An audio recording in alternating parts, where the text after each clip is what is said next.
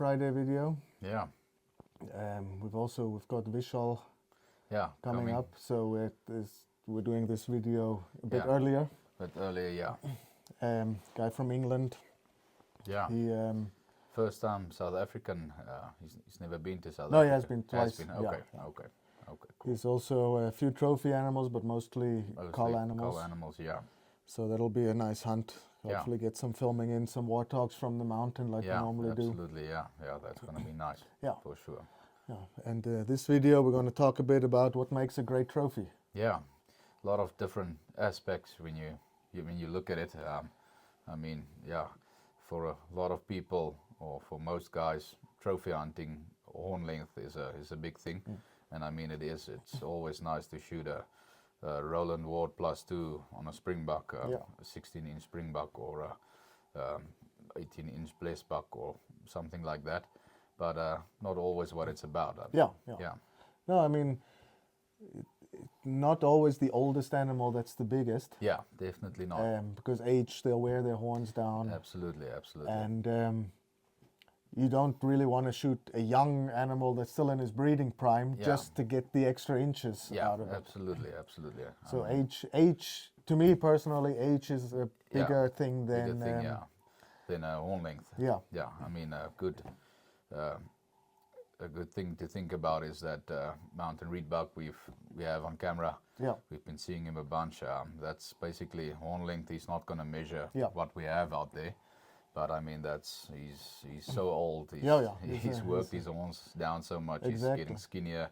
I mean, that's the perfect trophy for me to take out. Yeah. He's not breeding anymore. His genetics are in the system. Absolutely, and he's been around for enough years. He's done his deed. To have him die out in the pastures is just not worth it. I mean, that's and it's a brutal death to the animal. He's going to starve to death. His teeth are worn out. Young ram will probably, or younger ram will probably beat him up. Not once, a couple of times, and he'll just starve to death at the end. So a bullet is much quicker, much more. I think a much more respectful death for the animal, because we respect every animal that we shoot. Absolutely. Unlike the greenies think that we're just after the trophy. Even on the old animals, we still use all the meat. Absolutely. We still use every part of the animal. Nothing gets wasted, that's for sure. Yeah, and then I think like we said, it's not always horn length. We've had guys that doesn't really care about the horn length. It's more about the experience.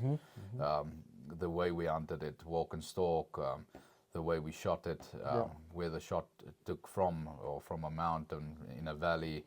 There's a lot of different things, aspects that makes the trophy even much better. Exactly, and even the whole experience, sitting around the campfire, telling the stories. It's all part of the trophy at the end of the day. Kind of working hard to get it. I've heard not many guys go and tell, we shot this 16-inch monster and we drove up to it and boom, we shot it. So there always needs to be it's always great if there's a nice story behind it to tell the story. The camaraderie is part of the story, the trophy. The picture. Because the picture, I mean, that's the first thing you're going to come home with. Your trophy might take a while at the taxidermist. Absolutely. You want to take a good picture for sure. Exactly. And that's always, when you look at the picture, the whole memory comes back up. So that's part of the trophy. And there's more and more guys that don't even mount their animals anymore. Absolutely. Because the costs are also increasing and mounting. So then your picture is what you can hang on the wall. Absolutely. And every time you look at it, you'll remember the safari and the good times and everything. Story comes back up. Absolutely. You can sit there, have a gin and tonic or a whiskey and enjoy the memories of the memories is your real trophy at the end of the day. Absolutely. I think. Personally. Absolutely. And trophies also don't last forever. So I mean, the photo that you have of your trophy animal is a big thing. So, exactly. Print it out or have it put on canvas and hang it in your house. Some people even make their hunting albums, which you can page through with a hunting buddy. Exactly. The picture comes up and you tell the story. So always great. And I think let's talk about some other trophies that guys maybe don't think of. Color variants. It's a thing a lot of people talk about nowadays, and I've actually seen this week on a post. Someone posted a beautiful king's wildebeest and a lot of the comments on the post was very positive. Like it really was one of the most beautiful colored king's wildebeest I've seen in my life. Almost. Is it the one with the big patch on the side? Yeah, absolutely beautiful. And some of the comments were really impressive, and the people tell the story about what it really is, and some of the other people just another stupid color variant. And yeah, there's a lot of debate going on about it, but I think it's all up to you as the hunter. Yeah. Do you want to shoot a white springbuck? Do you want to shoot a copper blazebuck? Whatever. I think it's beautiful to have them all on the wall, especially. There's different slams of all the different slams. species. Yeah, wildebeest slam, the gemsbuck, impala, you name it. Blazebuck, And I think it's just beautiful to have. I've seen many guys that put the Grand Slam all close together. All different shapes and sizes. Not one is the same. I think it's really beautiful. The skins. A lot of people, like we have here a copper springbucks. Skin. Even if you only take skull mounts, you can have the skins, have them all four together there. So I think it's a great thing. The color variants. It's not like it was handmade or man-made. Man-made, I mean, that's what a lot of guys get wrong. They say these are freaks, man-made freaks, but they're just natural mutations. You get your piebald whitetails, you get your black whitetails, very rare, but they do exist. Yeah, those are natural color variants. I've even seen a picture of a whitish elk the other day. So I've seen white moose. You know, everything has leucistic and melanistic color variants. Or piebaldism. It's basically what these are. In the olden days, if a funny color showed up on your farm, they would immediately kill it out because they'd say it's a bastard animal, it's not good. For sure. And then with the game industry in South Africa growing, the guys started to protect them more, put them together and have them breed up quicker. Get a little bit more money for them because they're more rare. Absolutely, which is true. And like we've mentioned now, the white springbuck, it's not that easy to breed them. Many places have them in smaller camps, like here by us with our caracal jackal. They just spot them easy at night, so it's difficult to protect them. It costs money. It's like I was telling you the story of the white blazebuck that I put on my farm there in Limpopo. Offloaded, I think 6 white blazebuck. It took 3-4 days. The leopard ate them all because they glow. They glow in the dark. Full moon, they look like they're glowing. You see them from a mile away. Even here with the white springbuck, you see them kilometers away. You can be driving on the road and you say, that must be white springbuck or white blazebuck up there. So exactly. And I mean, we've seen it. The genetics pop out naturally. We've on parts of the farm where we've never seen a white springbuck ram, and they even a white baby popped out. Absolutely. So the genetics are natural. For sure. I'm not saying that some of the really weird colors that are showing up these days are not manipulated in some way. Absolutely. But it still comes down to recessive and dominant genes that have to work together to create the color. To create them, It's not in a lab that they take the eggs and the cells and try and fix it up. Not that crazy. No, but they're always beautiful animals. And for someone that's hunted everything normal, to start going into that, if you have enough space, absolutely. I think it's a great thing. And then a lot of people don't know here in South Africa we get a lot of exotics. We do. Fallow deer. Fallow deer. I love. We both love fallow deer. I'll shoot fallow deer till I die. And they were brought here probably 200 plus years ago by the British. And they broke out of their enclosures and they've spread basically the whole country through. Absolutely. So they basically, I wouldn't even call them exotic anymore. They're part of our... they're part of the system, And the Barbary sheep, or Aoudad, as they're called, come from North Africa. They were almost extinct. I see they've opened up hunting again in Morocco. They have. But for a long time, you could only hunt them at their introduced locations. Texas, New Mexico, South Africa. Spain has them. And I mean, we don't have on our property about 2 hours away, Carnarvon.